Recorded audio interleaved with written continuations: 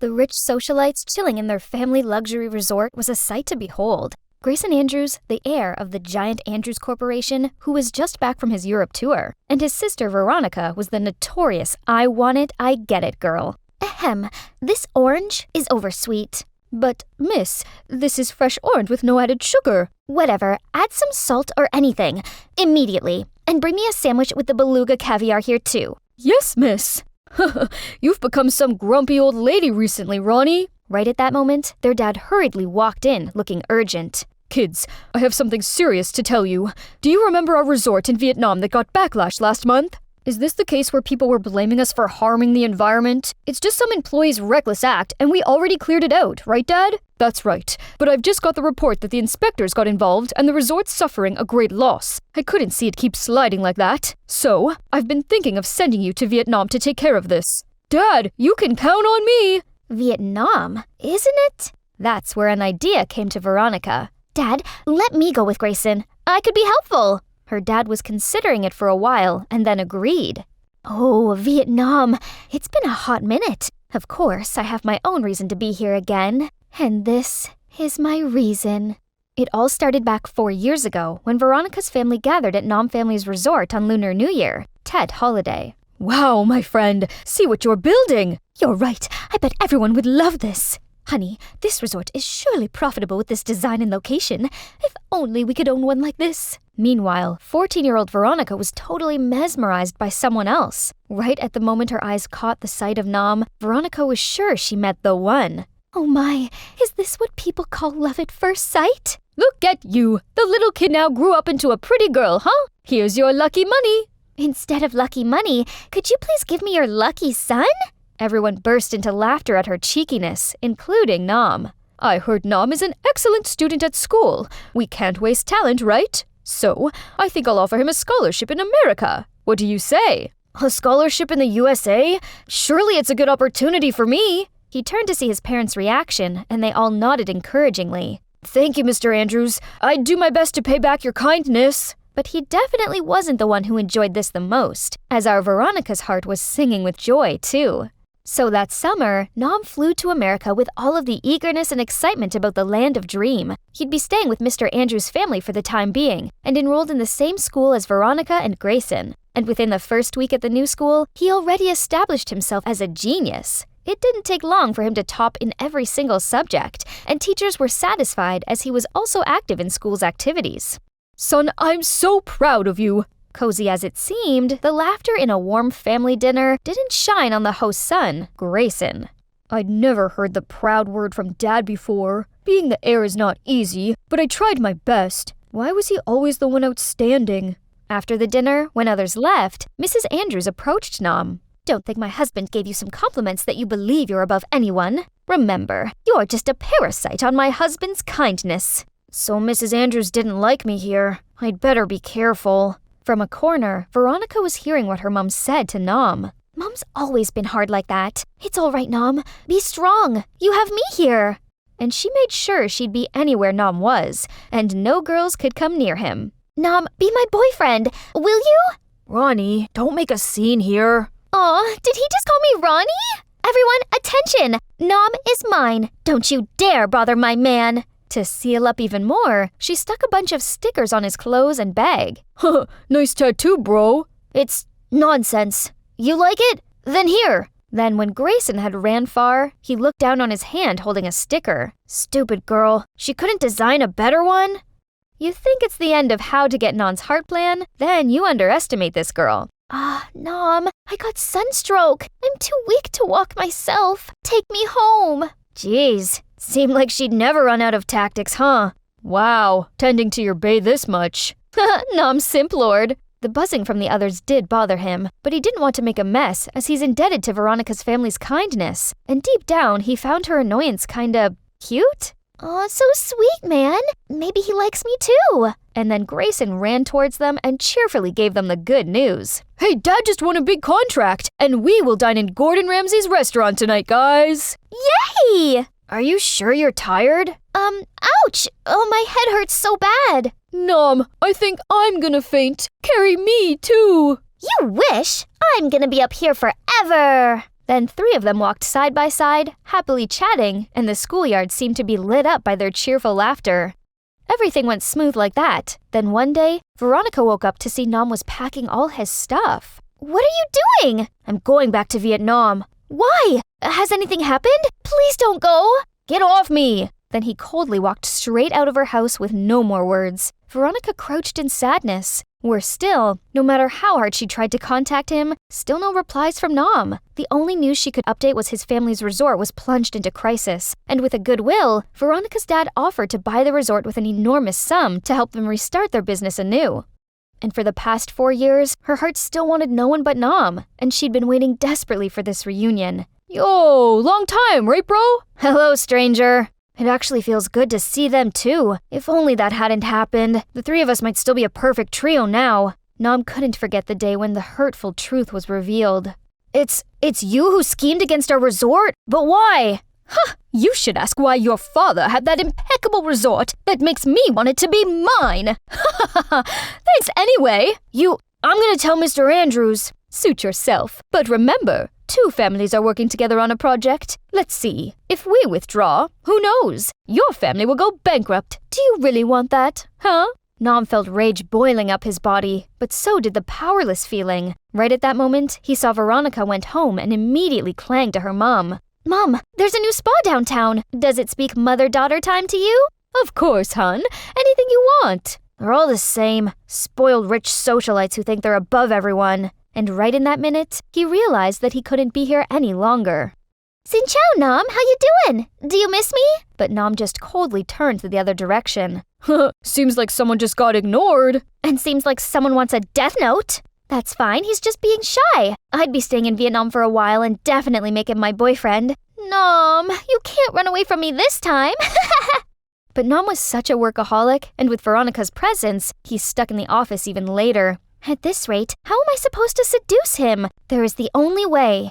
After that incident, Nam's family managed to build a small hotel, but attracted a great influx of tourists. That afternoon, Veronica came there, then barged into the office room. "Oh, hi!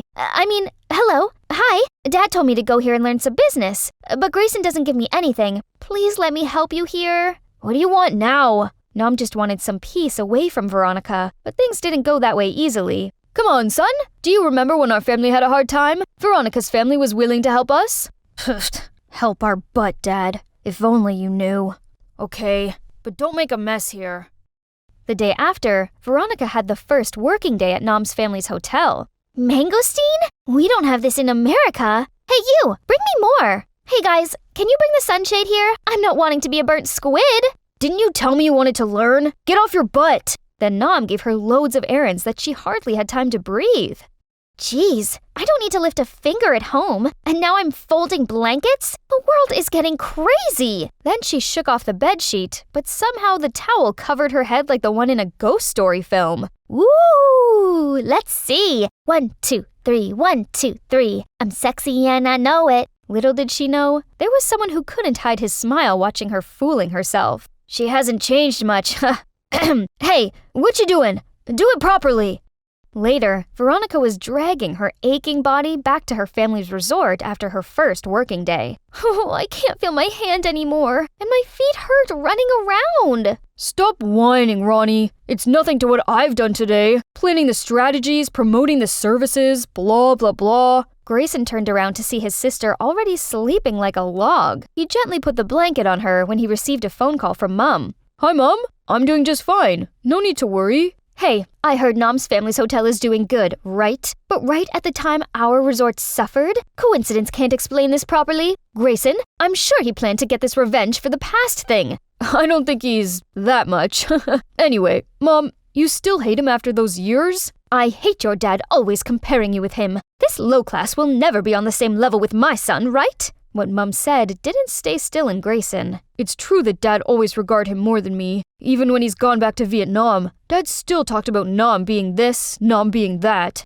Next morning, Veronica got up and freaked out that she'd overslept for more than 2 hours. When coming to the hotel, she received a glaring look from Nam and a long list of errands that seemed not to end. "Gosh, I have to do this for how long?" "Finish it, and we're going out for lunch." Hearing that, Veronica diligently cleaned every corner of the hotel, making sure no single speck of dust left. Yay! Let's go for lunch! Huh? But why you're here as well? Happy being the third wheel? Then they went to a local store selling chicken rice, which was definitely out of Veronica's expectation. What the heck? Eating on the street? Nom, I don't like this place. I'm sweating like a dog already. Go to some restaurant and treat me with beefsteak. If you don't like it, then don't eat. No worries, I'm gonna take care of her plate. Come on. Okay, but you have to feed me. Feeling others' eyes on him, Nom had no other choice but to act along. At the first spoon, Ronnie didn't expect the taste explosion of the soft and tender chicken, as well as the gravy and rice. She immediately dug in the plate and finished in seconds. Slow down! No one takes your food. Then he gently wiped out the rice on her cheek, making her heart skip a beat. Later, Veronica and Nom took a stroll around Han River. You ask about Grayson? Veronica successfully cut the tail and made him stay still in a coffee shop. Ow! Vietnam summer is definitely like a giant oven. Aha! How about the classic move? Then Veronica wobbled like a jellyfish, aiming to fall into Nom's arms, but he suddenly walked away, leaving her landing face right on the ground. She scrambled up to see he was already chewing the fat with some random girl over there. Veronica immediately stormed in like a crazy bull towards the girl. Hey, who are you? I'm Nom's girlfriend. You better stay away from him, or else. Sorry. See you next time. Then Nom hastily dragged her away. What are you doing? She's not the one you could mess around. She's my biggest partner. Is that so? I'm sorry. You, go back to work. Right now. Then Nom caught up with Grayson at a coffee shop by the river. My sister is a little annoying, right? As her brother, I do apologize to you. She's fine for the most part, but sometimes... Yeah, you know. I don't know what to do with her. There's always an answer for everything, bro. The next day, Veronica came to Nom and saw him about to go somewhere, and as usual, she insisted going along with him. Enough! Stop goofing around! But I like you! You know that! Right at that moment, a girl walked over to them. Babe! Immediately, Nom turned around and pulled her in his arms. Here you are! Then he kissed her on the lips, and Ronnie was frozen in her spot. Hi, that's me, Maxine. Hiding behind some bushes and spying on a girl. Don't get me wrong, I don't have a crush on her. Nor am I a total psychopath. I'm just doing a favor for my mate Damon. But if I'd known how crazy this was all going to get, I'd never have agreed to help him. It all started when Damon fell in love with this girl, Sophie. She had this mysterious charm that made him want to talk to her right away. And he did. She didn't even glance at him. She just walked away. Ouch. I didn't like her one bit. She was so stuck up.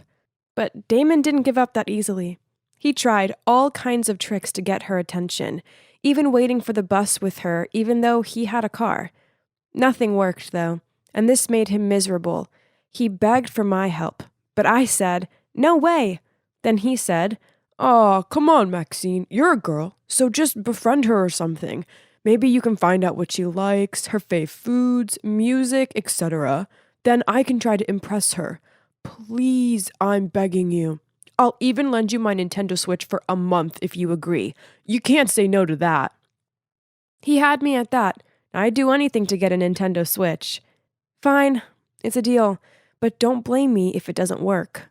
So after class that day, I searched for Sophie. She was at the bus stop, and I was about to approach her when suddenly she walked away. I decided to follow her, and on the way, she stopped to help an old lady cross the road. Wow, I was surprised. For someone with such a cold face, she had a pretty warm heart. Maybe she wasn't so bad after all. After that, she started walking towards the park, and by then it was starting to get dark. What was she doing? She sat down on a bench in a creepy part of the park, almost like she was waiting for someone. I hid behind a bush so she wouldn't see me, but I was totally freaked out. Suddenly, 2 guys appeared and started talking to her, but they didn't seem like her acquaintances. Oh my gosh, she looked panicked. I had to help. I quickly shouted, "Help! Officer, please help! There are 2 guys bothering us!" Obviously, there was no officer, but it worked. The 2 guys ran off, and I rushed over to make sure Sophie was okay. She was surprised to see me, but then she hugged me and thanked me for saving her. Her whole body was shaking. She must have been terrified. I walked with her back to our dorm, and she told me how she liked to come to the park at night because it was so peaceful. I told her it was clearly dangerous and that she probably shouldn't go alone anymore. Then we exchanged numbers, and after that we became quite close. Close enough. That was a few days later. I told her Damon had a big crush on her and asked if she'd maybe go on a date with him, but she just shook her head and said she wasn't ready. Her eyes looked sad, so I didn't push it any further. Maybe she'd just gone through a bad breakup? I didn't ask her again, but one night I was heading to her dorm for a movie night when I heard two people fighting. It was Sophie and some guy, and she was crying. It looked like the guy was about to hit her, so I ran over and said, "Hey, what the heck do you think you're doing? Leave her alone or I'll call the cops." He just laughed at me and said to Sophie, "We're not done yet." Then he stormed off. I asked Sophie if she was okay and who that guy was. Then she told me how he was her ex and that he kept trying to get back together with her, but she wasn't interested. As she told me this, she started to cry and said, "Because of him, I've become so scared and anxious. I'm even too scared to sleep at night." I felt so sorry for her and told her I was here for her and that she could call me anytime. Well, maybe I shouldn't have said that because that's exactly what she started doing. Every night she'd call me and we'd end up chatting until 3 a.m. I was so exhausted, but I wanted to help her. She seemed so anxious all the time. Damon knew we chatted a lot, but he'd stopped asking about Sophie. It seems he'd lost interest and was more worried about me looking like a zombie from The Walking Dead. "You seriously need some sleep, Maxine. Leave Sophie be. She's clearly got issues. It's probably best to not get too involved." Easier said than done, though. But that night I decided not to answer her call. I went to bed early, and when I woke up the next morning, I had about 20 missed calls and 50 texts from her. Oh my gosh!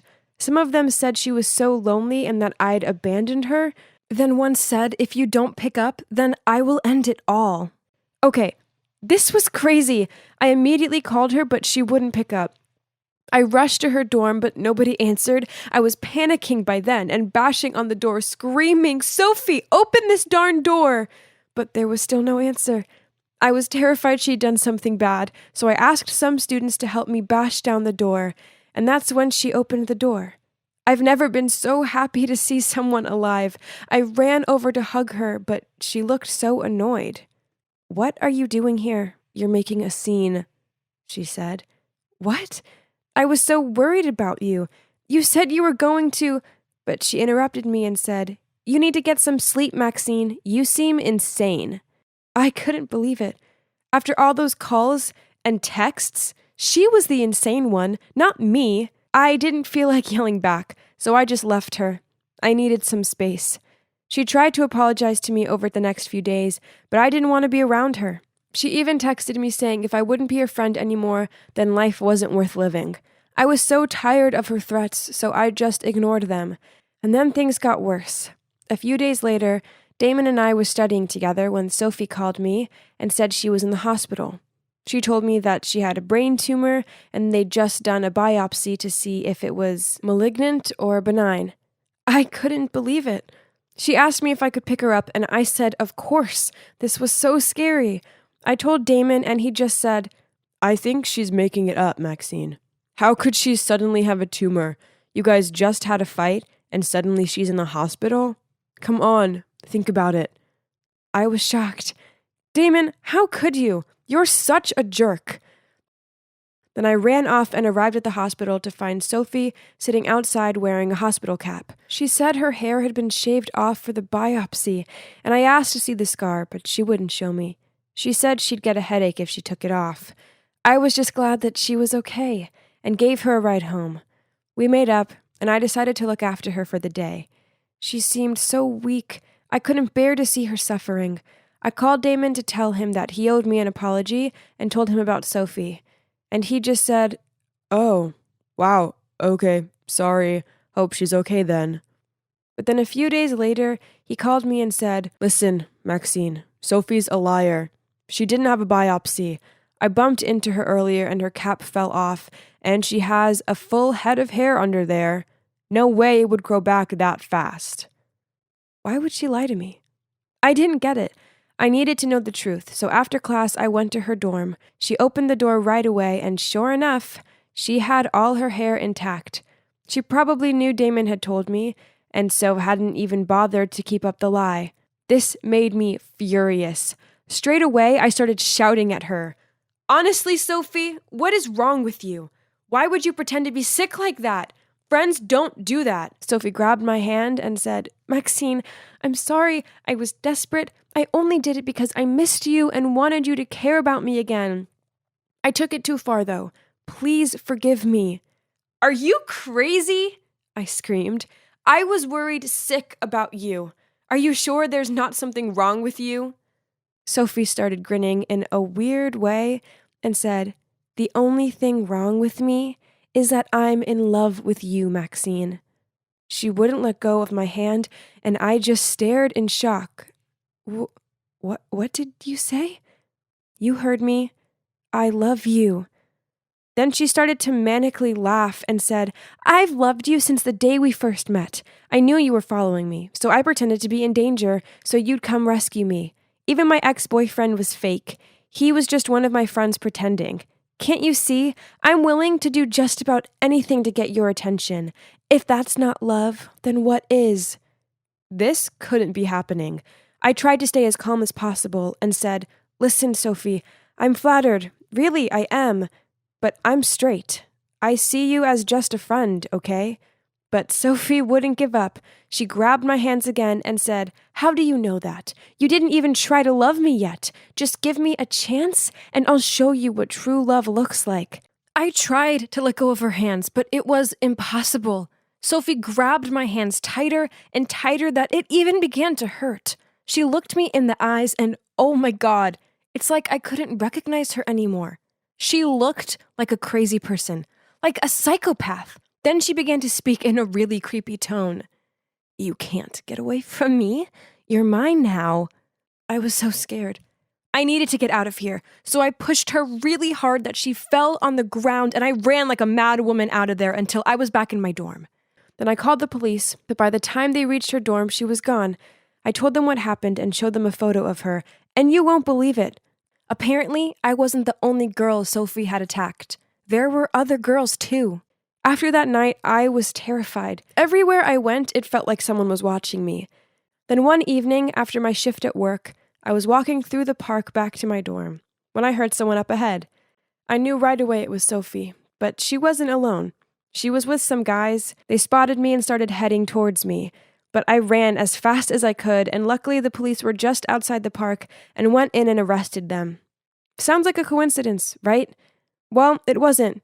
Sophie's not the only one who can fool people.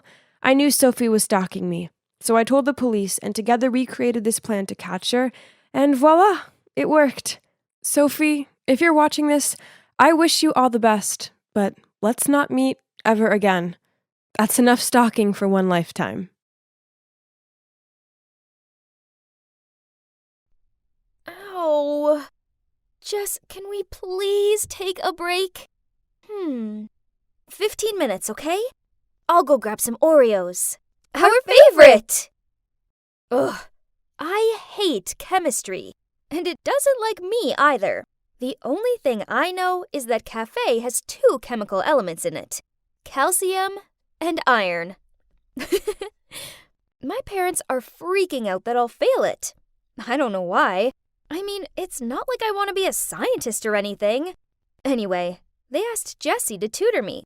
Currently, my grade's still lingering around the F mark, but there's no way I'm finding a new tutor. Why, you ask? Well, because Jess and I are the perfect match. We're both addicted to online shopping and love to read about the latest scandals to hit social media. And that quickly turned us into best friends. And this is my ABCDEFGH boyfriend, Bryce, which means attractive, brilliant, cute, darling, elegant, funny, gorgeous, and hot. I love him. So you're probably wondering how I met such an awesome college boy? Well, it's all thanks to Jess, really. As turns out, she's one heck of a wingwoman. So, one time during the break, Jess was looking up her college forums when I spotted Bryce in one post. Wow, that's a hottie! You know him, Jess? I pointed at the post. She then replied, He's so your type, right? That's Bryce. I heard he's still single. Go for it. I'll get your back. Oh, that sounds interesting. I grinned back. After that, Jessie went into full-on detective mode. After only 10 minutes, she'd found what block he lived on, what he's majoring in, and even the name of his pet dog. And since then, she instructed me on how to text, reply to, and flirt with him. Cool, calm, and collected. It worked a treat, as by the end of the week, he'd asked me out on a date, and now he's my dreamy BF. He might look like the bad boy type, but underneath it all, he's sweet and shy, just like Edward Cullen. Aww. And guess what? We've been together for 2 months, and, we haven't kissed yet. But, so, how's it going with you and that hot college boy of yours? I don't know. It's just recently, I feel like he's being cold with me. I know he's read my messages, but he still takes ages to reply. And he never texts me goodnight anymore. Not like before. I'm trying. I mean, he seems happy with the pair of Jordan 4s and the new phone I bought him, but I'm not sure if he wants to be with me anymore. Course he does, girl. You're a catch. He's probably just busy with his studies. I'm afraid he's cheating on me. You know, there's this Sally girl in Bryce's class. I often see that chick following him around, acting all friendly and making excuses to ask him to do stuff for her. Ugh! Don't be silly. I bet they're just friends. This girl needed to watch out, as I wasn't going to let her just waltz in and steal my man. I slammed on the table. Seeing how frazzled I was, Jessie made a suggestion. We would take it in turns to follow Bryce wherever he went and find out exactly what he was up to. A few days later, I overheard Bryce on his phone talking about his study group at his house. Annoying Sally would be there too, of course. So, being the bright spark I am, I paid the pizza delivery guy to attach a microphone inside the pizza to spy on him. But, the only thing I heard was Bryce's hungry stomach. Yuck! Another time Jessie texted me. Urgent. Saw Bryce in a jewelry shop buying an expensive necklace. Must be for Sally. Sorry. Fuming, I power walked the 20 blocks to his house. But his mom answered the door and proudly showed off the sparkly necklace Bryce had bought her for her birthday. Oops. Then, on one of my days to follow him, I decided to go in disguise. The problem being, it was 28 degrees, so my choice of Sherlock Holmes outfit and fake beard wasn't the best idea. I'd just followed him into a grocery store when the world began to black out, and I tumbled straight into a display of cans. The last thing I saw was a group of people leaning over me, including a confused-looking Bryce. Babe, you're awake, but why the freaky costume? I sighed, then replied, I'm sorry. It's just you've been so distant recently. Don't you like me anymore? He chuckled. Maddie, of course. I'm just busy with my graduation thesis. You know, I'm in my final year. Aha! So we were all good. Yay! So the next day, I bought us a set of those seriously cute couples rings from Tiffany & Co. to mark this. Peace was restored. At least for a short time. Lately, whenever we went out on a date, Bryce didn't pay attention to my words anymore and just had his eyes glued to his phone screen. Oof! He even chuckled and had this suspect twinkle in his eyes. So I tried leaning over him to see what was so funny, but I couldn't see a thing, as his screen brightness was lowered to the minimum. What are you doing? I snatched his phone, but... What? Wrong password. I bought him this and set the password as our anniversary. Why won't you let me look at your phone? What are you hiding? Nothing, Mads. I just like my privacy sometimes, that's all. Now, come on, baby boo. I'll get you a chocolate muffin. There's no way I was turning that down, especially as thinking about it, it's the only thing he'd ever bought for me. But as I nibbled on my muffin and watched him transfixed on his phone, I couldn't shake away the feeling that something was wrong. I couldn't drag Jessie into this mission, as her studies were occupying her attention at the moment. It's okay, I can solo it, and this time I won't faint, I swear. I did my research and found the perfect spy software. I know, I don't normally condone this sort of behavior, but Bryce was hiding something, and I needed to find out what it was. The software was simple to use. I just had to find a way to install it on Bryce's phone. The app itself could be hidden, leaving me free to read his messages without him ever finding out. Perfect! Mission 1. How to install that software on Bryce's phone in a really short time? This is not an easy task, as Bryce is so obsessed with his phone, he even sleeps with it. On a few occasions, he does move away from it, but it's for a few minutes max, meaning I needed to move fast. It took me a whole day of practicing to beat the 3-minute mark. I tried it over and over on 4 different phones and at different times of the day to make sure it'd work under any circumstance. By the end of it, I couldn't bend my fingers. Ouch! Mission 1 done. Successfully trained even under time pressure. Mission number 2, detect his passcode. I didn't know what his dumb passcode was, only that it certainly wasn't our anniversary. We went to the cafe and, as usual, he was stuck on his phone. So I held up mine, pretended to be playing games, but actually turned on the camera and started recording so I could track the position of his fingers later when typing the passcode. It took hours. Literally. Bryce eventually gave his phone a break to order some snacks. So after that, he had to unlock his phone again. Phew! Finally, after an hour-long video, I've gotten the footage I needed. Okay, Detective Maddie, ready, set, go. I rewatched the video and started analyzing it as soon as I got home. I stared at the screen with my eyes, following Bryce's hand movements. He could be fast, but honey, your girl is already a step ahead.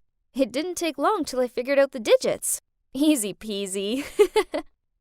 Mission 3. Action. What better way than a lovely picnic to complete my quest? And as expected, Bryce just sat there, phone in hand, the whole time. Ugh. I wasn't even sure on how I could carry out this task anymore, but I told myself that the time would surely come. After a few hours, he was bored to death, and without even looking at me, he grumbled, Babe, let's just go home. I immediately shouted out, No!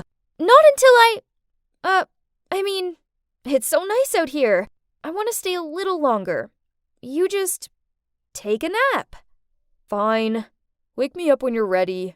I waited patiently for him to fall asleep. He was making these light snore sounds. Ugh, cute. I was so nervous. I bit down on my bottom lip as I gently pulled his phone out of his pocket. Then I turned my back to him and typed in the passcode with my shaky hands. And I was in! Yeah! I was so happy that I almost forgot and screamed. I did it all in record time.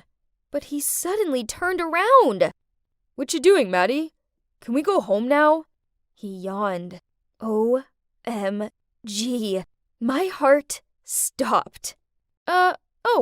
Just a few more minutes. I'm editing the cute pics we took. Well, hurry up. Phew, that was a close one. I grabbed my phone to check if it worked, then I turned on the silent mode ASAP, but it still woke him up the second time. As much as I wanted to snoop through his messages, I knew they'd have to wait, so we went home. Ugh! Talk about girl message overload. There were dozens, all of them craftily saved under names such as Monitor and Professor. He'd even used my pickup line on some of them. Are you made of copper and tellurium? Because you're cute. Ew! Then I suddenly spotted a familiar face. Jessie? What? My bestie was secretly dating my BF? My heart sunk. This sucked. It didn't make any sense. If Jessie liked Bryce from the start, then why had she encouraged me to flirt with him?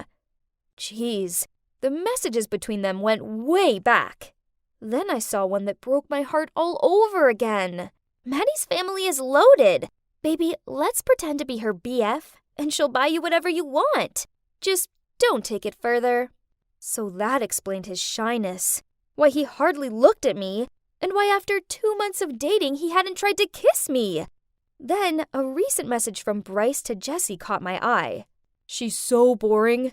I got us enough money now, so gonna dump her next week. How dare they? Only, unbeknownst to Jessie, Bryce had dozens of girls on the go. Actually, he was meeting this girl called Tiffany at the movies tomorrow night. It was time to get revenge.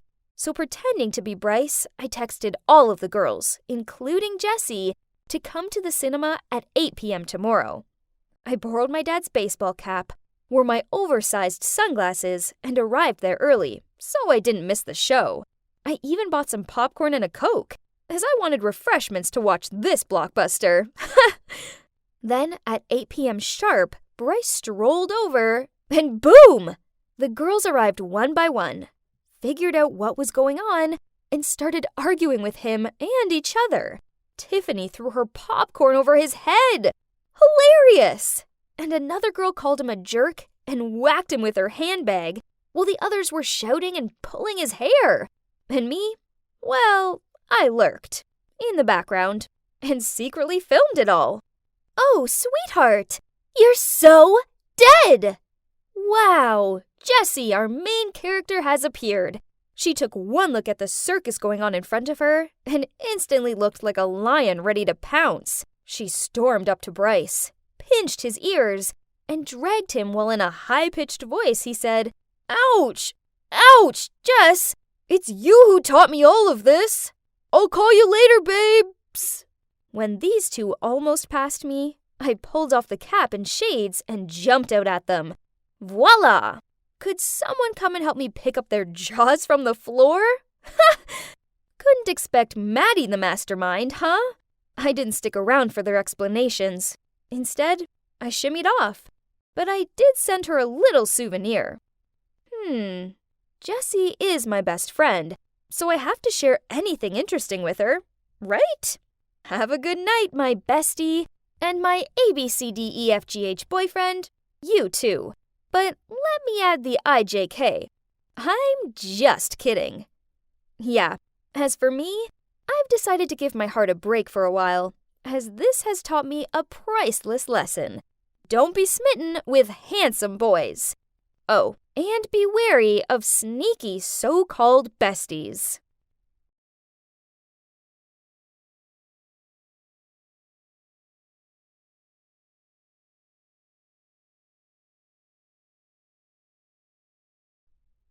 Yes, it's me, Kate, here again. When I traded places with my doppelganger to avoid being stuck in some ghastly summer school, I didn't expect to end up penniless and having to work in some dusty old homestay. But I suppose it wasn't all bad, as I got to meet Bond. So imagine my surprise when I discovered that not only was he a runaway rich kid like me, but I also caught him hanging out with moi. Well, the other me. Ugh! I hired her to pretend to be me, not to be with my man. Looks like it was time to return to my normal life. Miss, without a letter of invitation, I can't let you in. Are you kidding me? Why do I need an invitation to enter my own home? How could they not recognize me? Right at that moment, Clara gracefully got out of a luxury car and entered my house.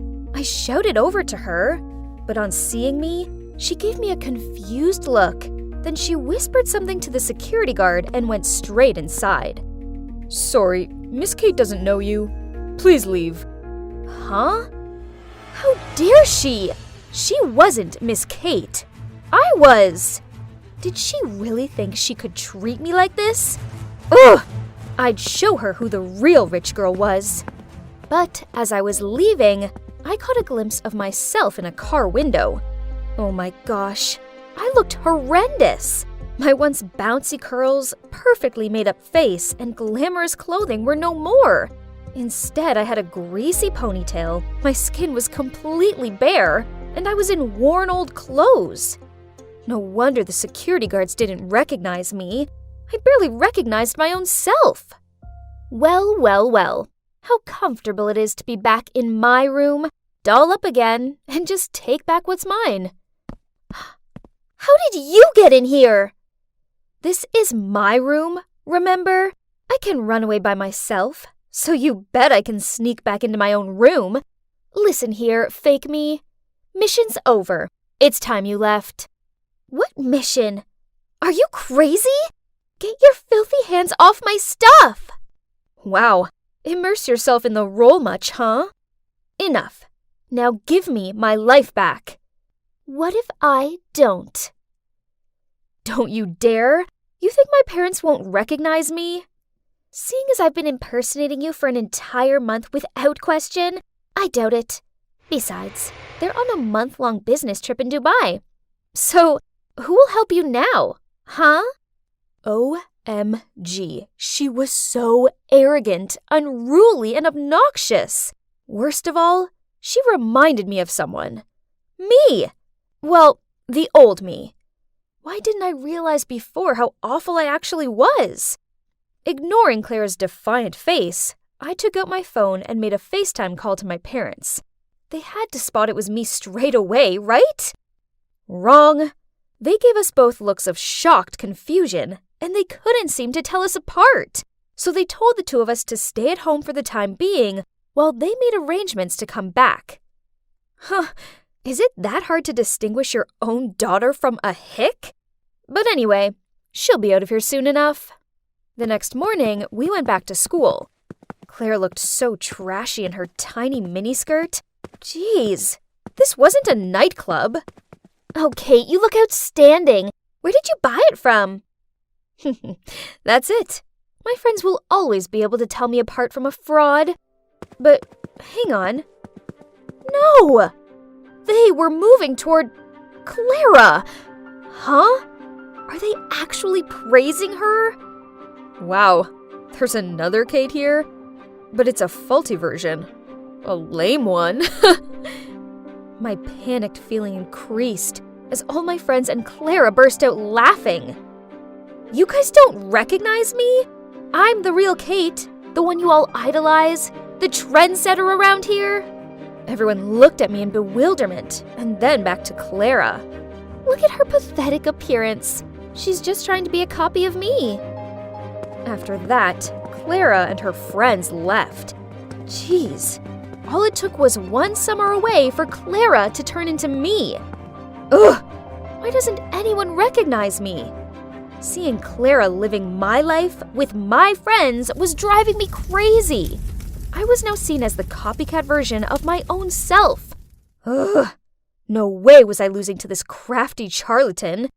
So the next day, I decided to show everyone how charismatic I was. After all, form is temporary, but class is permanent. And soon, everyone would realize who the real Kate was, right? I waited until Clara was out of the way, then I went over to my group and started recalling some of our old stories that only the real me could possibly know. When Clara returned, oh my, she looked furious. One day, when I just entered the cafeteria, I saw my group making a nerdy girl run errands for them. Poof, your mother is the school's measly janitor, so you two are just our dog's body. Now hurry up and go get us some ketchup. When the girl was bringing it to them, one of them tripped her foot and made her face fall down on the plate of sauce. The whole group burst into laughter. I rushed to help her up and scowled at the clique chic girls. They may have looked stylish, but beneath it all, they were monsters. But worst of all, it was my fault, as it was my group. I'd basically created them. What's wrong with her mom being a janitor? That doesn't mean she has to serve you guys. As I can see, all of your legs and arms are working fine. So go get stuff yourself. Wow, look who it is. Do you all believe she's just a lousy replica of mine now? The true clique chic Kate wouldn't blurt out such nonsense. Clique chic all looked me up and down, then gave me disgusted looks. Too much of a saint. What a hypocrite. Kate would never say that. Obviously, she's the fake one. Those whispers made me so angry that I turned as red as the ketchup. Fine, pretend to be me all you want, but you and I both know I'm the real me, and I'm better than ever. You won't be able to keep up that act for much longer. And then to the surprise of the others, I stormed off. That night, social media was awash with my news. Can you believe I was actually being mocked for being the copycat while Clara was being praised? Talk about ridiculous. I scrolled through my old photos and scanned over some of the thousands of likes and compliments. I'd lived in the admiration of everyone. Ugh. Maybe I needed to go back to being the arrogant and snobby old Kate, and then everything would be over, right? Only I couldn't do it. I couldn't be that heartless and selfish version of myself anymore. So how could I end this whole mess of my own making? There was another way. If there's only one Kate who showed up, there wouldn't be any more fakers. Oh, seems like it's going to be a really good day at school today. But such a shame that our sweet Clara might not be able to join us. Everyone greeted me warmly as they thought that the imposter who was smeared on social media yesterday had been too embarrassed to show her face. Even so, I didn't want to hang out with these stuck-up mean girls anymore. The clique chic group should be disbanded. As I was deep in thoughts, out of nowhere, a nerd blocked my way with a bouquet of flowers. He timidly held them out to me, and people began buzzing and pointing. The girls in the group took pictures of him and urged me forward. That's our Kate with her irresistible charms. Someone's essay's ready for next week. I hesitated, not knowing what to say. I didn't want to accept love from someone I didn't like. People started to frown at my silence. Then a few voices of doubt arose. Why doesn't she accept the bouquet as usual? Perhaps she's not? I saw red. Suddenly, I found this whole pretending to flirt with someone just to have them do our homework absurd. And above all else, it wasn't fair to him. You don't have the guts to do it, do you? Because you're not Kate. Startled, I turned around to see Clara taking the bouquet of flowers from the nerd's hand. I snatched it back angrily. He likes me, not you. He likes Kate, and I'm Kate. That Clara was just so shameless to say that. Did she really think she could be me? Did she think being mean and snobby made her the it girl? How shallow of her. Yes, if it was Kate from the past, I would have received that bouquet and made him do my homework. But the present Kate won't do that. Do it yourself. Stop relying on others to do everything for you. As for you, Clara, let me tell you this. Despite your best efforts, you'll never be me. Once a liar, always a liar, you counterfeit. I was done here. I was the real me, and if they couldn't see that, then whatever. So I walked away. Suddenly, a hand pulled me back. It was the nerd. Sorry, but I really don't like you in that way. You really don't have feelings for me? Are you sure? Upon his words, he took off his wig, glasses, and the mole on his face. Bond? Is it really you? I was so shocked that I couldn't believe my eyes. Bond handed me the bouquet and said, You won't say no, will you? Of course. How could I say no? I led him to an empty classroom to talk. Why are you here? And what's with the disguise? After I left the homestay, I went back home. My parents did what they always do, and tried to make out like money could solve everything by throwing an extravagant party. I was lingering out of the way when, to my surprise, you walked in with your family. Huh? What party? Oh, he must mean Clara. He continued. I went over to talk to you, but you acted like you'd never met me before, so it didn't take me long to work out this girl wasn't you. I was worried, so I called the homestay and they said you'd left. Determined to solve this mystery, I went to your school and found everyone was in a frenzy, as out of nowhere 2 Kates had appeared. Both of them were it girls and nothing like the homestay Kate I knew. So, in order to suss out the real one, I disguised myself. And my plan worked. As here you are. You're such a trickster! But I still have one question. Why did you suddenly leave the homestay that day? So, turns out his passion for marine life led him to run away from his disapproving parents and go to a coastal homestay. Only, when he realized from the newspaper that his parents were looking for him, he didn't want to get the homestay into trouble, so he returned home. You should have at least said goodbye to me. I was so down when you left like that. Did you know that? Kate, I'm truly sorry. I never meant to upset you. Actually, I'm kinda crazy about you. After that, Bond drove me home. And guess what? Looks like my parents were back earlier than expected. As for the fake Clara, she'd already fled the scene with a load of my clothes and makeup. But, whatever. At least she'd finally gone. So, what now? Well, I'm dating Bond, and I'm so happy with him. At weekends, I go to the coast and help him with his marine animal research, which is actually a lot of fun. And I don't even mind having salty air lips. I never take my parents for granted anymore, and I never force other students to carry out dumb errands for me. And of course, clique chic was no longer a thing. Everyone at school had grown used to the new and improved version of me. Obviously, I'll always be the it girl who sets the trends, but only the decent ones.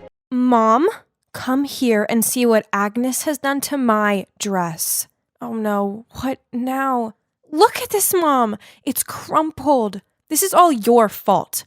I told you that this requires hand washing. That means by hand. Oh, don't cry, honey. I'll buy you a new one. You can give that one to Agnes. It's yours now. New dress. Happy, huh? Can we go right now, Mom? Then let's have pizza after that. I'm so tired of Agnes's pretentious fine dining dishes. Of course, honey. Yeah, I know. That sure looked like a scene from Cinderella, right? Only stuff like that was a daily occurrence in this house. If I was adopted, then it'd be easier to understand why Mom favored my sister over me, but nope. I am also her actual daughter. Growing up with Jenna as my big sister was a nightmare. She's always been the golden child, while I was treated like a thorn in their side. If something broke, then I got the blame. When Jenna stole my things, then Mom just said I should be flattered. Then there were the birthday parties. Over the years, Jenna had it all. Fairy-themed ones, magicians, a petting zoo, and cupcake towers. As for me, all I ever got was a card with a wrinkled $20 note in it. It was the same thing with studying. If she broke her string of D's with a C, Mom rewarded her with jewelry and makeup. Me? Just one C out of usual straight A's, and Mom'd say, "Oh, why did I even get my hopes up?"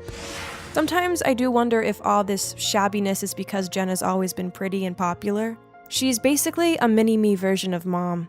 While I guess I'm more reserved, and I don't really look like Mom. Anyways, despite living in a house full of darkness and unfairness, I still have my own passion, which is culinary. To be honest, I'm addicted to those TV cooking shows and always try to find ways to follow them. My dream is to become a head chef in a 5-star restaurant. At school, Jenna always blanks me. She hangs out with this group of girls who are all obsessed with the same things she is, such as makeup, trendy clothes, and TikTok. Jenna does look gorgeous, so it's not surprising that boys usually buzz around her in the hope of catching her attention. Anyway, forget Jenna, as I have my best friend Ruth right here. Girl, I swear to God, if I were you, I'd tear up some of her clothes just for my own relief. Nice idea, I said while playing with my tray of food as usual. It looks so good. Very appetizing. Startled, I looked up to find a pair of dazzling eyes staring back at me. Hi, I'm Roy. That's very neat-handed of you. Before I could say anything, he winked and turned away to his table. That was close, or else he would have seen my tomato-red face. Looks like someone's on the hot guy's radar. Shut up. He was just being friendly. But no, that night when I got home, Roy in fact did message me. And we had a really long chat. He even asked me to join him for lunch the next day. Yay! This was so exciting. I'd entered the canteen to find Roy was already sitting there waiting for me. But I quickly spotted Jenna's group passing by, and the last thing I need is trouble from my evil sister. So I was actually thinking of walking away. But right at that moment, Roy grinned and waved over at me. OMG, that hot boy over there is waving at you, Jen. A girl flattered Jenna before I could even answer Roy. Jenna quickly fixed her hair, then smiled awkwardly at him. But he walked straight past her and over to me. Here, for you. What kind of first-class dishes do we have today? I smiled at Roy and had no choice but to sit down with him, ignoring Jenna's furious glare. Despite the awkward Jenna situation, lunch with Roy was amazing. We started hanging out loads more after that. He's cute, funny, and very supportive towards my culinary dreams. Then one day, Roy handed me a cupcake with a frosted heart on it and asked me to be his girlfriend. Yippee! This was so exciting! So, of course I agreed, but only on the condition that we kept our relationship low-key. I'd never had anything of my own before, so if my mom and sister didn't know about us, then they couldn't tarnish it, right? Falling in love is a magical thing. I was just so happy and full of life all of the time. Even doing chores for Mom and Jenna didn't dampen my mood. I thought you were only into cooking. So what, you like laundry now? Pfft, don't tell me you want to be a fashion designer next. I ignored her and carried on with what I was doing. Actually, I ignored all of Mom and Jenna's mocking jibes. The truth was, I was way too happy to let them bother me anymore. Soon, Jenna's 17th birthday party arrived, and this time she insisted on having it at this trendy restaurant in town. All of our relatives and her friends were invited, but I decided not to go. It's not like anyone wanted me there anyway, so I didn't think it'd matter. But to my surprise, on the day of the party, Jenna knocked on my bedroom door and begged me to come. Please, Agnes, I want you there on my special day. It won't be the same without you. Then she passed me a bag and left. I opened it, and inside was the most beautiful dress. Okay, so Jenna being nice was strange, but I must admit it felt good to feel wanted for once. So it looks like I was going to the ball. Wow, the party was insane. I'm talking banners, balloons, a whole booth devoted to presents, a menu only serving Jenna's favorite foods. I was sipping my drink, feeling awkward, when Jenna addressed the room. Hey everyone, thank you so much for coming to my 17th birthday party. Now, there's a very special guest here that I'd like to introduce to you all. It's my new boyfriend, Roy. I watched with horror as Roy appeared out of the crowd and let Jenna link arms with him. Huh? What? Why was my boyfriend with my sister? I glared straight at him, but he couldn't meet my gaze. This was terrible. I felt like I couldn't breathe. Panicked, I rushed outside to get some air. Everything of yours will soon be mine, no matter how well you hide it. I turned to see that Jenna was standing there, a huge smirk on her face. How could she be this shameless? I shoved past her and went to find Mom. She was shouting at the waiter to bring out more drinks. I went up to her and spluttered out what Jenna had done and how upset I was. Jeez, stop making such a fuss about it. Jenna's your sister, so just be happy for her. Besides, Roy is far more suited to her than you. Ugh, that's it. I can't stand this selfish family anymore. I'm leaving. Yeah, go. Disappear just like your no-good father did. That night I showed up at Ruth's house with a bag of my stuff and a teary face. But I knew this could only be temporary, so I still looked around for somewhere else to stay. And eventually I applied for a job as a grocery cashier at a 24/7 gas station. Well, at least I had shelter. One night, a drunk man walked in. He didn't look so good. Nothing could lighten a person's mood better than great food, right? The store was quiet, so I took some of the ingredients available and used them to prepare a delicious-looking dish for him. Thank you so much, sweetie. I'm Keith. You have a culinary talent. If you want a better opportunity, come find me. Before I could thank him, he left. Let's see. Bar owner? I wasn't old enough to work in a bar, though. I spent the next month juggling school with work, life, And oh boy, was it exhausting. But when I asked for my salary, my boss laughed in my face, saying that since I was only 16, he could only pay me for far less hours than I'd worked? What? That wasn't fair. I worked my butt off on sometimes 12-hour-long shifts. But when I complained, he threatened to report me for stealing food from the store.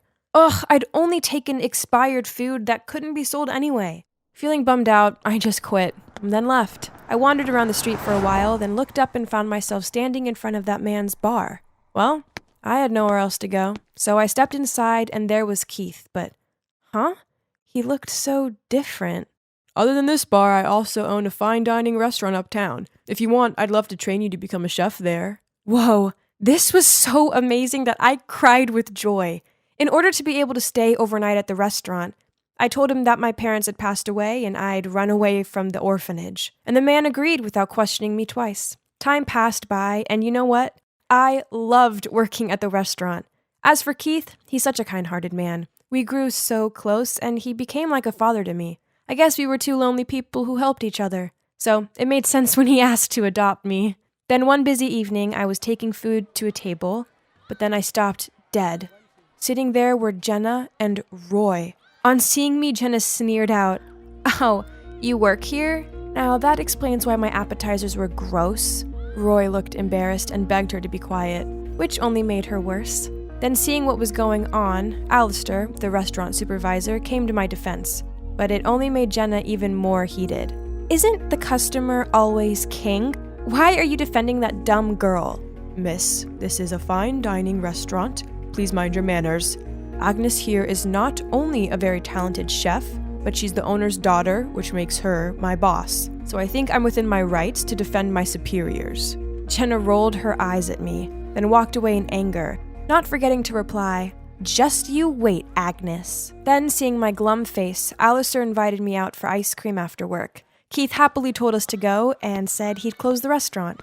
As I was licking my ice cream, I noticed people around us shout, "Fire! Fire!" So I pulled Alistair's hand and ran after them. As the flames came into view, my heart sank when I realized they were coming from...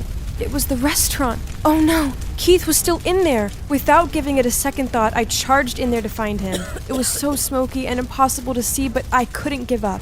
Suddenly, I started to go dizzy and lightheaded. Then an arm grabbed me and pulled me out. It was Alistair, and standing next to him was... Keith. Phew. A few days later, the police called Keith. They'd found the culprit who started the fire. As soon as I walked into the police station, I couldn't believe my eyes. It was Jenna. But most surprisingly, when Keith saw my mom, they both turned pale and gave astonished looks. Huh? Did they know each other? So yeah, turns out Keith's mine and Jenna's actual father. When Dad was young, he hadn't built his career, but just spent all day in the kitchen. So he was always despised and scolded by my mom. In the end, he couldn't take her belittling of him anymore, so he left. Only unbeknown to him, Mom was pregnant with me at the time. So the story she said about Dad running off with his mistress was all lies. I got it now. She despised me because I took after my dad, not her. As soon as Jenna realized he was our dad and he was rich, she put on her Little Miss Sweet act and begged for him to be her dad again.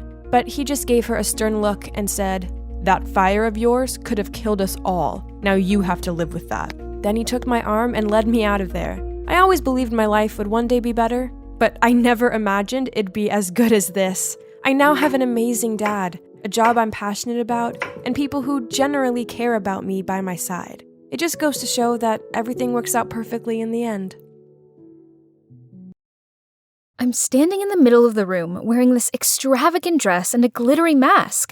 All eyes are on me, but I can sense how ingenuine they are. This is supposed to be my sweet 16th, and yet all of these guests were complete strangers.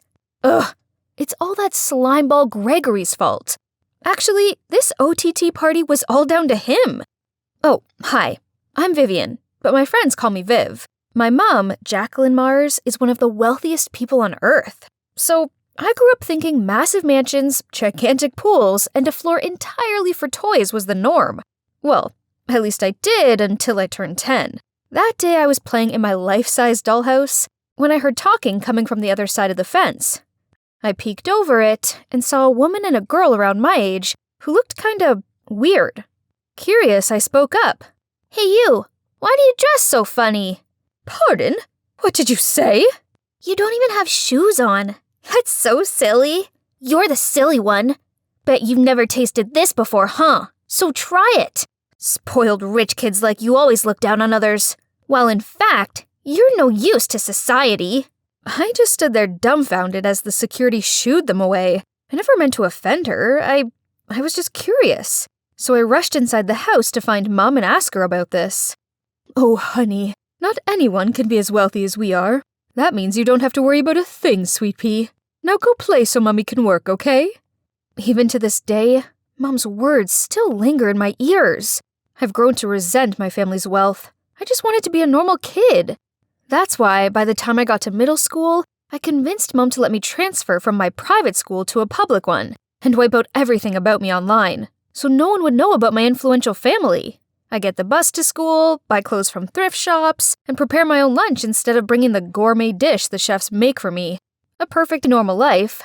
Until Gregory, Mom's so-called boyfriend, showed up. He sticks his big nose in everything. Thanks to him, Mom wouldn't stop nagging at me about my clothing, my trashy public school, or how I gotta stop hanging out with the mediocre kids.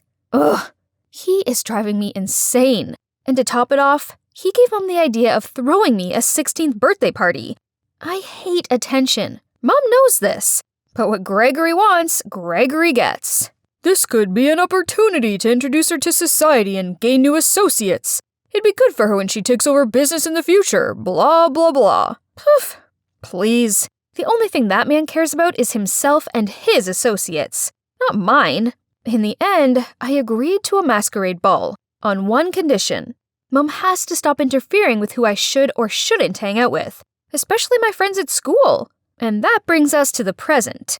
Right when the host announces that it's time for my first dance? Huh?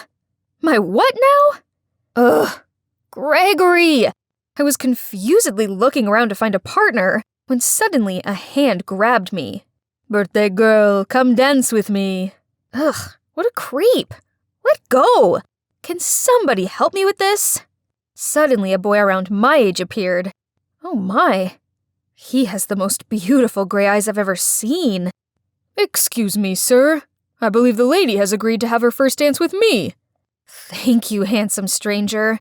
As we danced, I couldn't help but stare dreamily into those gorgeous eyes of his.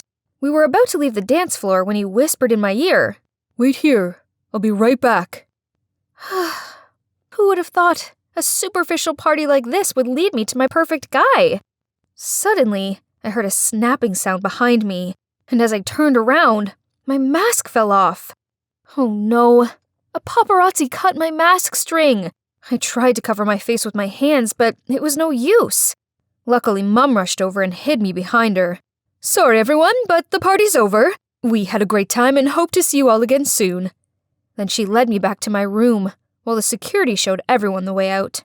From that moment on, my ordinary life ended for good. My face was plastered all over the internet as the billionaire Jacqueline Mars's daughter. Now everyone at school is looking at me funny. I don't get it, guys. I'm still the same old Viv. Oh, there my besties are. They would surely have my back, right? But nope. As I approached them, they went ballistic on me, saying how I don't trust them enough to confess about my actual background, so from now on we're no longer friends. This is so unfair. I never asked for any of this. I wipe away my tears, trying to act like nothing happened. Huh? What's this? There's a note lying on top of my books that says, "Hey, it's me, the guy from your birthday party. I'm so sorry for what happened to you. If you need anyone to talk to, text me anytime." Oh, so he's from our school? Wow. Just when I thought no one's there for me, he showed up again. But there's no name, though. Is he still playing this mysterious game? Okay, I'll just call him my masked knight then. From that day on, we texted nonstop. He just gets me. My family situation, my friends, everything. One time, he even secretly slid a Blackpink concert ticket in my bag, since I once told him that I was their diehard fan. Another time, he sent me a gift card to my all-time favorite ice cream store, Ben & Jerry's, just to cheer me up on a bad day. Aww.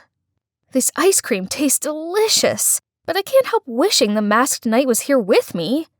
All I know is he has the most beautiful gray eyes and gorgeous black hair. Oh, speak of the devil. Hey, I have a surprise for you this Valentine's Day. Hope you're as excited to see me as I am to see you. Finally, I get to meet the boy I'm crazy about. I can't wait. On Valentine's Day, I was in English staring out of the window and thinking about my masked knight. I wonder what he looks like. Ladies, I've brought your Valentine's roses. Here you go, Viv. This is it. It's gotta be from him. Happy Valentine's Day. Have a taste of the rose, then come meet me at the pool. X. I quickly unwrapped the candy, popped it into my mouth, then rushed to meet my dream man. Well, where was he? As I tried calling him, the room started to spin. I saw the outline of a blurred black figure, then... Ugh. My head is killing me. Where am I? And whose hand am I holding? Hold on. Those eyes.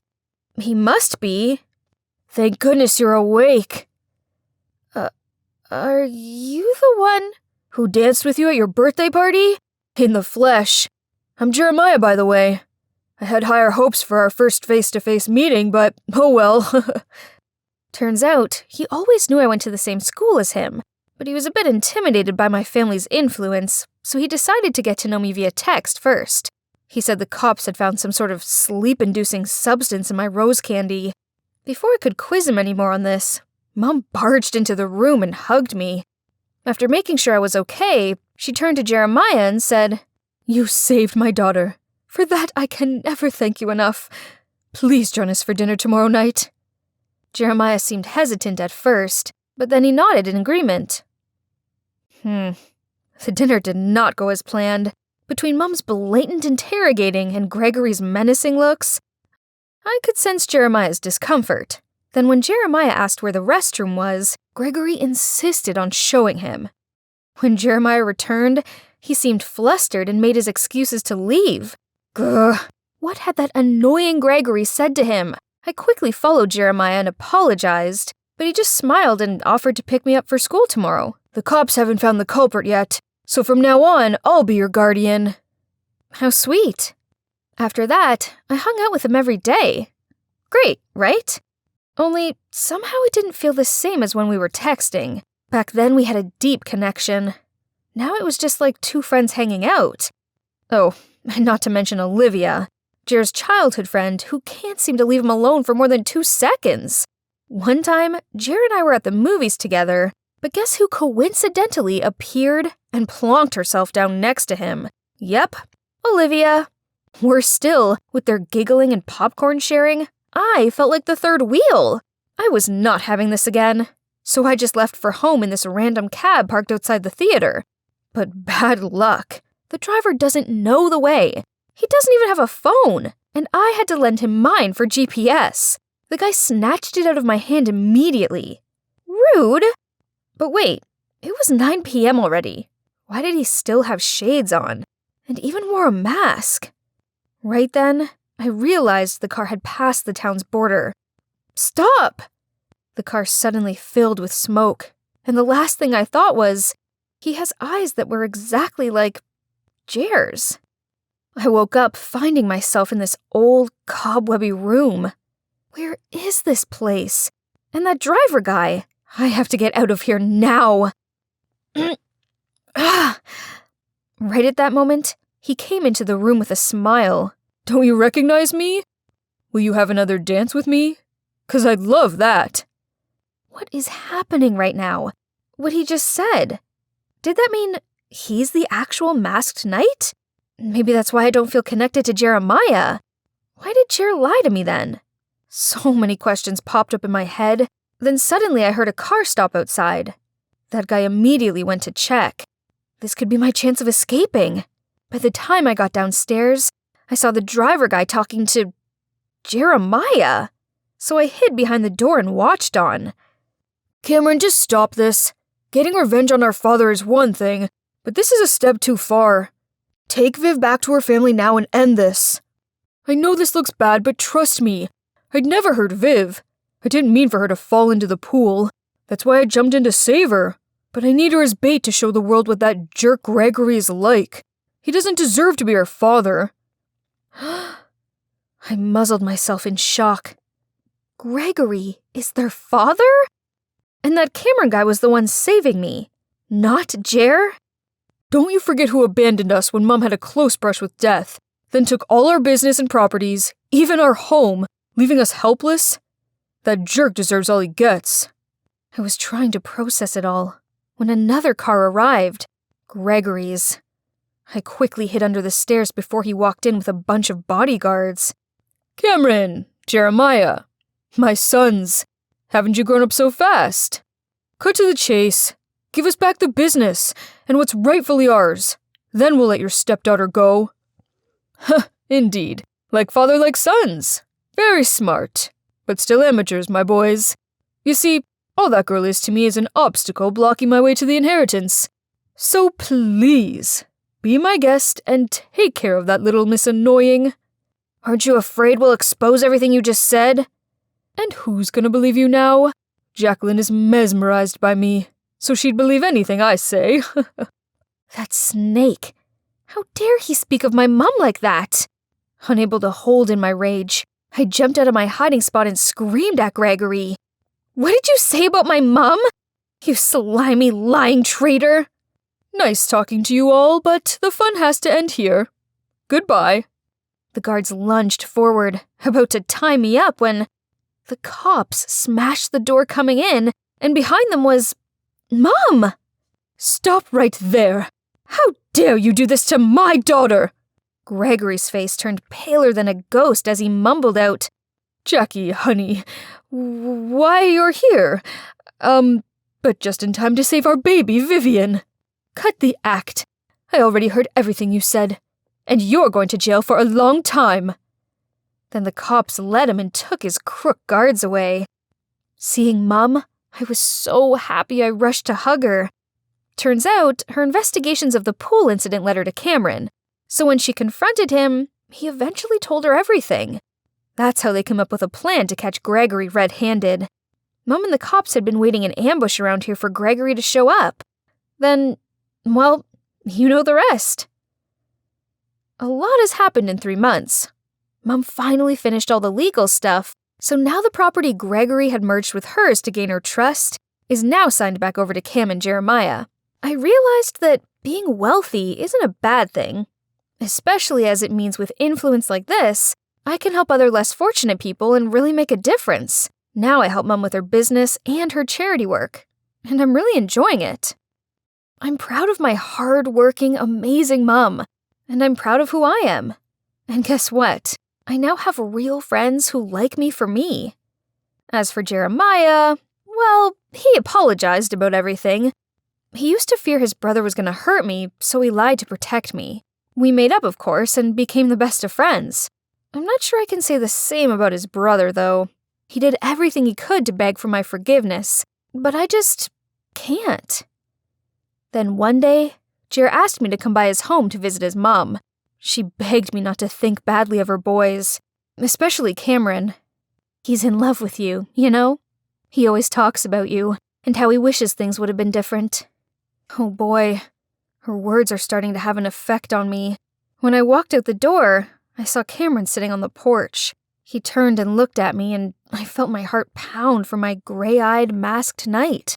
So, taking a deep breath, I walked over to him, just as the sun was setting.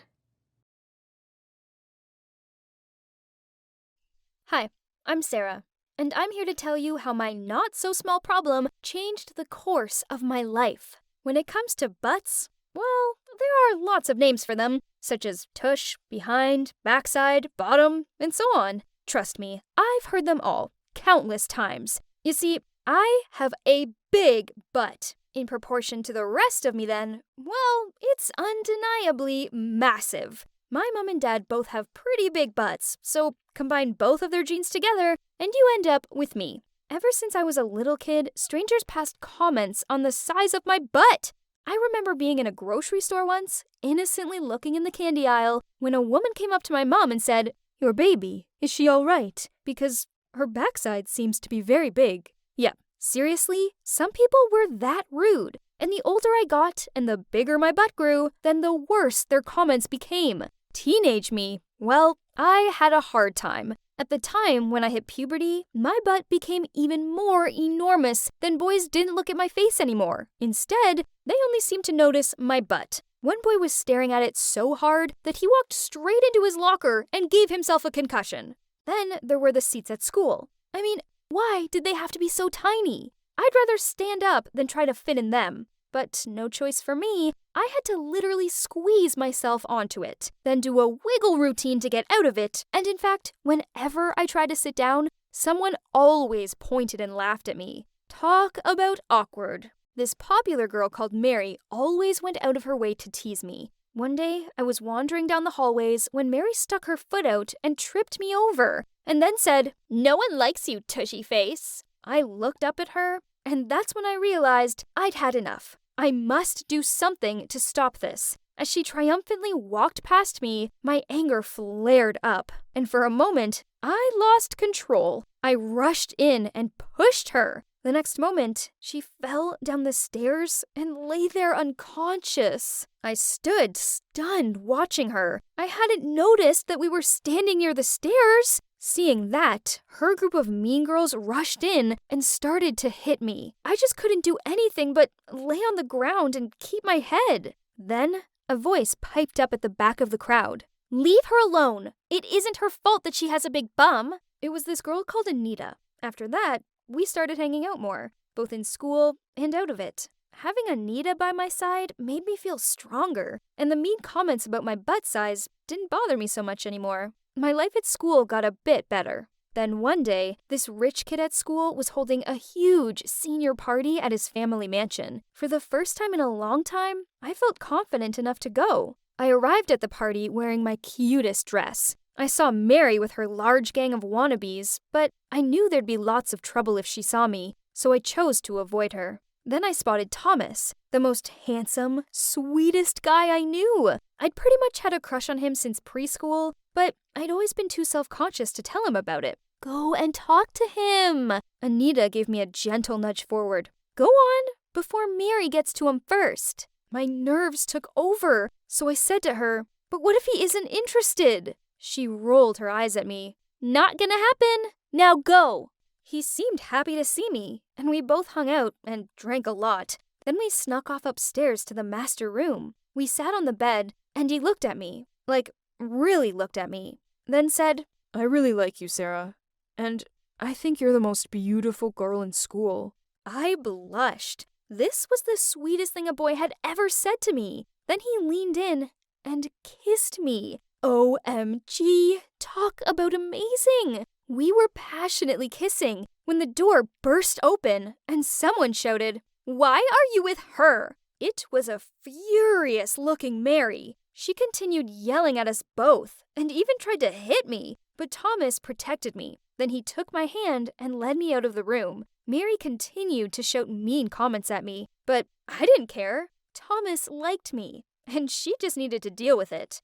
A week later, Thomas asked me out, and I said yes. Being his girlfriend was the best thing ever, as he made me feel so special. Suddenly, having a big butt didn't seem to matter. In fact, Thomas said it only added to my beauty. Then one day at school, I was sitting in class when an announcement came over the speaker. "Sarah Montgomery, please report to the principal's office right away."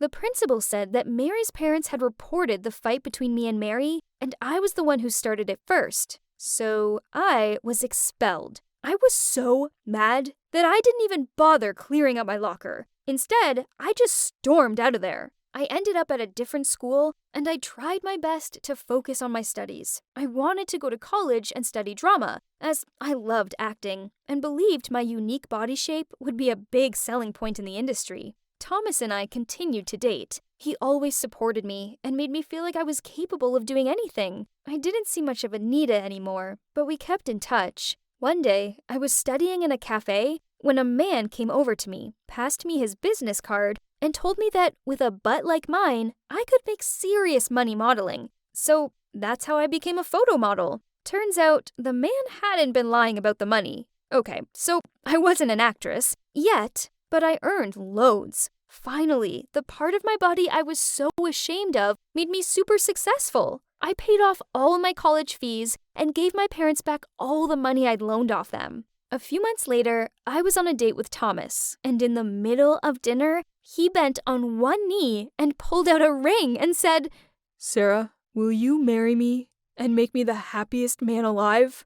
Overcome with joy, I shouted out, "Yes, yes, yes, I will marry you!"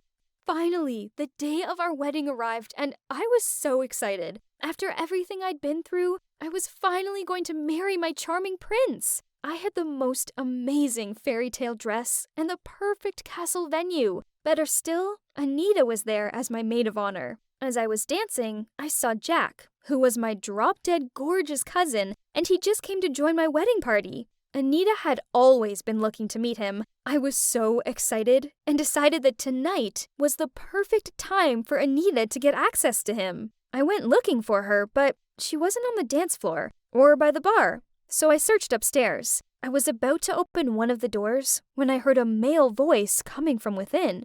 I'll try and get some money off her. Just give me a few weeks, okay? Then I heard a girl's voice say, "But honey, we need the money now, and I don't like Sarah. She's more butt than person." Then the guy said, You know I don't love her. I only love you. I looked through the crack in the door and saw the two of them kissing. Then I registered who they both were. It was Thomas and Anita. My new husband was kissing my best friend on our wedding day. Angrily, I ran into the room and threw my shoe at Thomas's head. Unfortunately, he ducked in time. Seeing me, Anita was extremely terrified and immediately ran out of the room, leaving just me and Thomas there. I shouted at him, "You're a jerk! Anything to say, huh?" Thomas looked at me in panic and confessed to me all. So Thomas told me how he'd liked me back in school, but over time, his feelings for me changed, and he found himself falling for Anita. He was going to break up with me, but then I ended up being successful. Seeing as he'd been the one supporting me, he thought it was only fair that he got a share of my money. So him and Anita constructed this whole wedding plan to take half of my money. I was so shocked. I had to sit on the ground. My heart felt like it was shattering in my chest. Then I opened my mouth and screamed at the top of my voice. I ran out of that place crying, and the wedding was canceled. I'm not gonna lie, it's been hard. Being betrayed by the man I loved and my best friend was painful. I shed a lot of tears over them, but I refused to shed any more. Turns out, Thomas wasn't the man for me, but I believe that my perfect man is out there somewhere. My backside may be exceptionally large, but I'm still a real person with real feelings. I only wish the world was more understanding, but for now, I'm using my butt to progress in my career, and I have a feeling I'm gonna be just fine. Always be you, and never let anyone take away your shine. If you try so hard to fit in and be normal, then you'll never find out how truly amazing you are and how you were born to stand out.